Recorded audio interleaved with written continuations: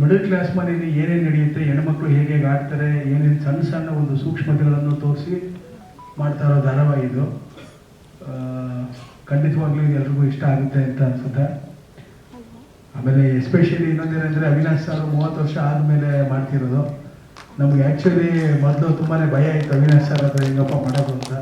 ಅವ್ರು ಅಷ್ಟು ದೊಡ್ಡವರು, ನಾವು ಸೀರಿಯಲ್ಲಿರೋರು, ಹೆಂಗೆ ಇರುತ್ತೆ ಏನೋ ಅಂತ ಭಯ ಆಗೋದು ಮೊದಲನೇ ಸೀನ್ ಮಾಡ್ಬೇಕಾದ್ರೆ. ಆಮೇಲೆ ಎಷ್ಟು ಕಂಫರ್ಟಬಲ್ ಕೊಟ್ಬಿಟ್ರು ಅಂದ್ರೆ ನಮ್ಗೇನು ಅನ್ನಿಸ್ಲೇ ಇಲ್ಲ, ಅಷ್ಟು ಕಂಫರ್ಟ್ ಆಗ್ಬಿಟ್ರು.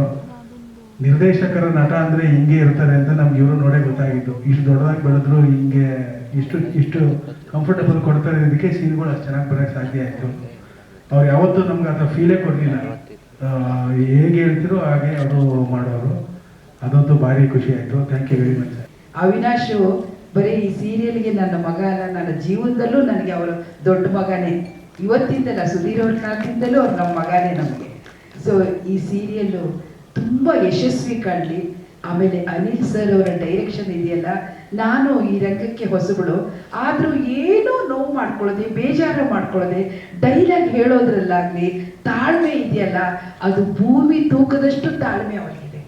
ಸೊ ಅವರನ್ನು ನಾನು ಯಾವತ್ತೂ ಗುರುಗಳ ಸ್ಥಾನದಲ್ಲೇ ನೋಡ್ತೀನಿ. ಆಮೇಲೆ ನಾವು ಕಲಾವಿದರು ನಮ್ಮನೆ ಹೇಗೆ ಉಪಯೋಗಿಸ್ಕೋಬೇಕು, ಹೇಗೆ ಅವ್ರ ಹತ್ರ ಕೆಲಸ ತಗೋಬೇಕು. ಕಲಾವಿದ್ರು ಅಂತಂದರೆ ನಾವು ಕಲಾವಿದರು ಮಾತ್ರ, ಅವ್ರ ಹತ್ರ ಏನು ಟ್ಯಾಲೆಂಟ್ ಇದೆ ಅಂತ ತಗೊಳ್ಳೋದು ಡೈರೆಕ್ಟ್ರಿಗೆ ಸಂಬಂಧಪಟ್ಟಿದ್ದು. ಅದನ್ನು ಅವರು ಚೆನ್ನಾಗಿ ಯೂಸ್ ಮಾಡ್ಕೊಳ್ತಾರೆ. ನಮ್ಗೆ ಖುಷಿ. ನಮ್ಗೆ ಒಂದೊಂದ್ಸರಿ ನೆಗಡಿಯಾಗಿರುತ್ತೆ, ಆದರೂ ಓಡೋಗಿರ್ತೀವಿ. ಒಂದೊಂದ್ಸರಿ ಜ್ವರ ಮೈಯಲ್ಲಿ ಇರುತ್ತೆ, ಆದರೂ ಓಡೋಗಿರ್ತೀವಿ. ಯಾಕಂದರೆ ಆ ಕಲೆ ಅನ್ನೋದು ನಮ್ಮ ಉಸಿರು ಅಂದ್ಕೊಂಡಿರ್ತೀವಿ.